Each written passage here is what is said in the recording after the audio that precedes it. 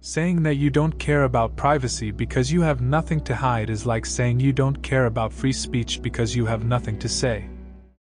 New technologies and forms of communication have made the sense of individualism and self-sufficiency stronger than ever before. Telecommunication devices allow us to feel empowered, in control of our appearance, and enable us to express ourselves on any topic without much sense of responsibility. But what if this freedom that is the foundation of these technological wonders is actually illusory? What if the hidden cost of using life-enhancing services is widespread surveillance, and not only by the authoritarian governments?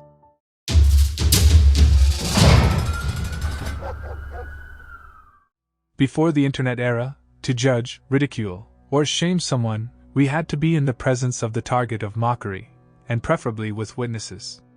This created a mutual exchange. We experienced the effect of our behavior towards that person, which helped mitigate the severity of insults. With the advent of social media, this exchange became one-sided. Shielded by screens, we do not see the negative impact of mocking others. Instead, we see rewards in the form of likes, shares, and comments.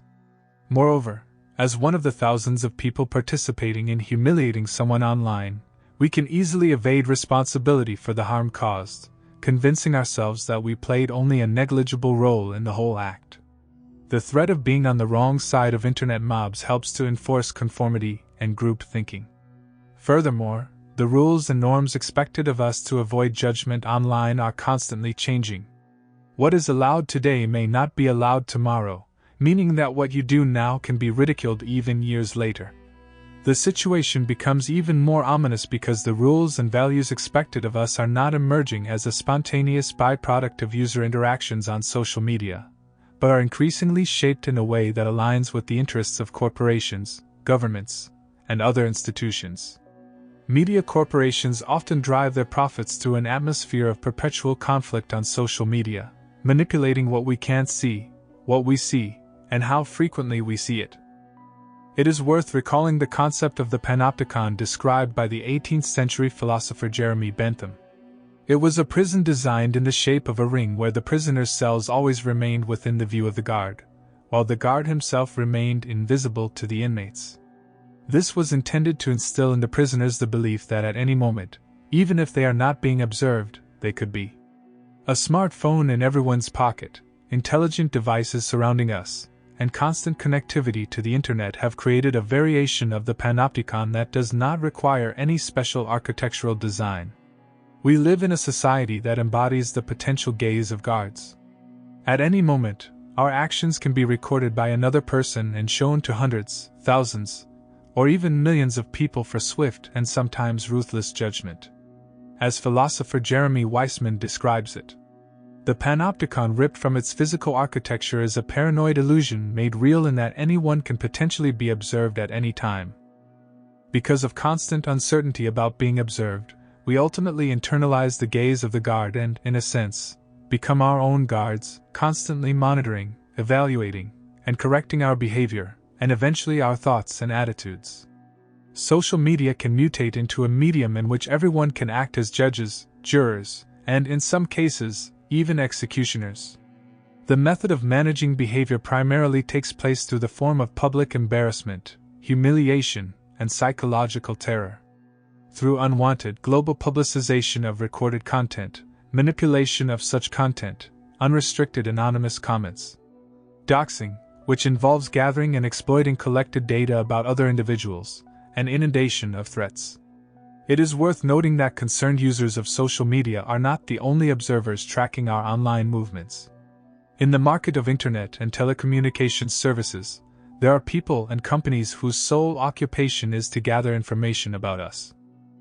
Often, we are not aware of how much information about us can be obtained under the guise of legal compliance, for example, when we agree to share user data by accepting the terms of service. Furthermore, even just browsing the internet, and the choices we make online contribute to the creation of our online data set, where we live, who our friends are, what our beliefs are, what we think, and what our music and movie preferences are. One such company specializing in gathering this data is Jigsaw, a subsidiary of Alphabet, which also owns, among others, Google and YouTube. As the corporation describes in its formal objectives, Jigsaw collects data about Internet users and proposes solutions and campaigns to Google with specific goal of improving society according to their chosen criteria. Another noteworthy example is the British company Moonshot and their report Redirect Canada, in which they boast about actions aimed at influencing users' beliefs. Based on tens of thousands of keywords considered extremist, they direct advertisements with the opposite message to users who have searched for them. This may sound useful, providing extremists with content that can soften their views.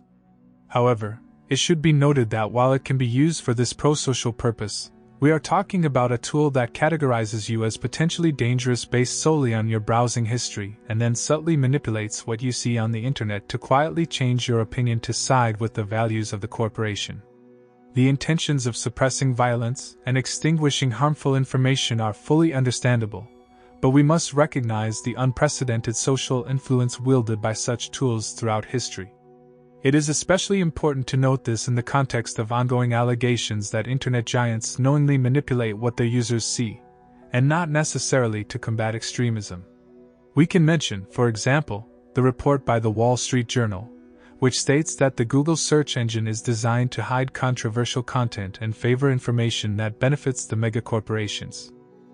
The ability to decide which information flows through the media enables big companies to direct mass attention towards certain issues and away from others.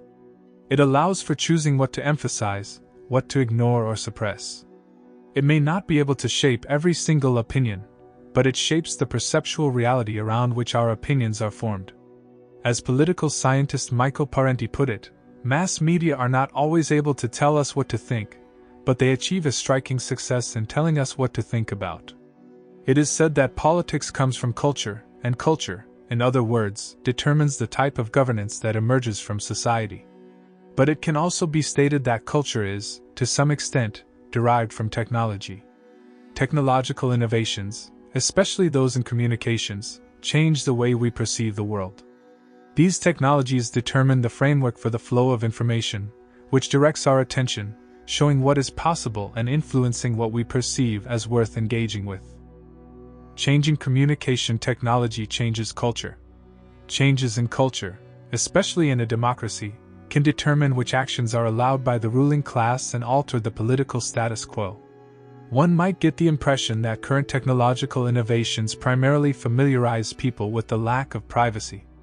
Living under constant surveillance by everyone around us, as well as having centers of power equipped with tools to gather information about us and covertly influence our thoughts, normalizes this dynamic.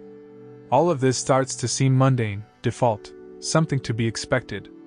The gradual formation of a population accustomed to the lack of privacy provides excellent conditions for the development of ideologies favoring top-down, centralized control. Not without reason, mass media have been crucial for governments, especially authoritarian and totalitarian ones. Totalitarianism, which claims the right to control every aspect of social and private life, requires tools of surveillance and control. Philosopher Hannah Arendt described the system used by the secret police in the Soviet Union as follows. Every suspect was recorded on a large card, with their name encircled in red. Their political contacts were marked with smaller red circles, and non-political acquaintances with green ones. The connections between political and non-political friends of the suspect and friends of their friends were indicated by lines between the appropriate circles. This system was limited by 20th century technology, but as Arendt concluded, theoretically, a giant single chart could show the relations and connections of an entire population. Arendt called the existence of such a network the utopian goal of a secret police in a totalitarian state. In the mass surveillance states of the 20th century, players in the systems of monitoring and control included not only state agencies but also masses of civilian informants willing to observe their own friends and family, and report anyone who said or did something disapproved by the authorities. In the former German Democratic Republic, until 1995 about 174,000 adult informants of the Stasi, the German secret police, were identified, along with an additional 10,000 underage informants. Based on the amount of destroyed documents in the final days of the regime, it is estimated that there were around 500,000 informants. One former Stasi colonel estimated that if occasional informants were taken into account, this number could reach up to 2 million, which would mean that almost 1/8 of East German citizens were ready to observe and report to the authoritarian regime. One could argue that modern technology and internet culture, which encourage both the sharing of personal lives and the observation of others, fulfill the totalitarian dream of total insight into citizens' lives. Of course, this absolutely does not mean that media corporations have intentions similar to socialist regimes. However, it is worth noting that they have the tools to achieve such goals, and a significant portion of society seem to passively accept it. Nevertheless, the information flows facilitated by the Internet should not be perceived solely as destructive and delegitimizing in their effects. Technological revolutions always result in socio-political changes. The printing press led to the popularization of reading.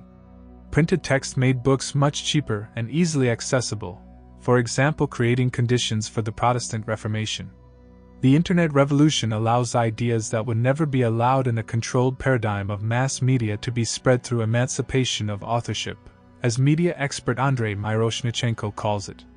Personal computers and mobile devices have given individuals almost unlimited possibilities to share their thoughts with others.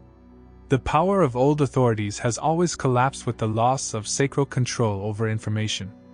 As a result, the social, political, and economic status quo crumbles. With each liberation of content, society sheds its old form like a snake sheds its skin. If the historical analogies are accurate, we should expect comparable cataclysms after the rise of the Internet. It is also worth noting that attempts to restrict the flow of information emerging from new communication technologies are nothing new. In fact, they should be expected. After the invention of the printing press, the ruling class in Europe introduced strict censorship laws.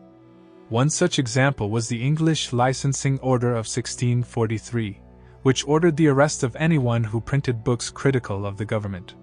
However, the power of the printing press proved to be too strong. Its effects could not be stopped. What will happen with the Internet? Only time will tell. However, it is important to remember that censorship is always justified by the necessity to limit dangerous content or maintain social order. Regardless of how neatly it is packaged, it is always imposed from the top down. Censorship is a reflection of the interests of powerful groups and their ability to enforce their will on society. As Gustave Le Bon pointed out in his The Crowd, a study of the popular mind, published in the 19th century, the gods and people who have long maintained their prestige have never tolerated discussion. In order for the crowd to admire them, they must be kept at a distance. The Internet has largely disrupted the one-way nature of media. Radio, television, and traditional mass media, by establishing a flow of information controlled by a few and served to the masses, created a situation analogical to Plato's cave. In this allegory, the prisoners bound in the cave could only see the shadows of sculptures that invisible overseers decided to move in front of the fire. The viewers, knowing nothing beyond the shadows, think that they are reality. The prisoners are unaware that they are not cast by real figures and animals, but mere clay dummies. Although the Internet doesn't literally bring people into the real world, it has caused quite a commotion in the cave. It has given almost everyone the tools to discuss topics that traditional media didn't notice or preferred to silence. To expose the pathologies of power or amplify the censored voices. It gives the tools for bottom-up control of the flow of information. At the same time, as we described, people largely use these tools to control each other and voluntarily feed the databases of Internet giants who make money by selling information about us to advertisers who want to know what music you listen to, which political party you vote for, and where you ate last Saturday. This allows them to more effectively offer you something you will buy. When using Facebook for free, you are not its customer. You are the product that Facebook profits from selling. The more time we spend glued to our screens, the more we become automatons serving the interests of those who benefit from our increasing engagement in the digital world. The Internet is a wonderful tool with the potential to pull people out of the darkness of the cave toward the light. However, after the initial turbulence in the one-way nature of media brought about by the Internet revolution, it is easy to see that efforts are underway to return to something similar to the previous state. where those who have the means, from higher echelons, decide how limited and filtered the flow of information should be. By harnessing new, even more powerful tools to determine which shadows can be cast on your screen. Many thanks to our patrons who allow us to cover more controversial topics. If you don't want to miss any future episodes, please allow notifications.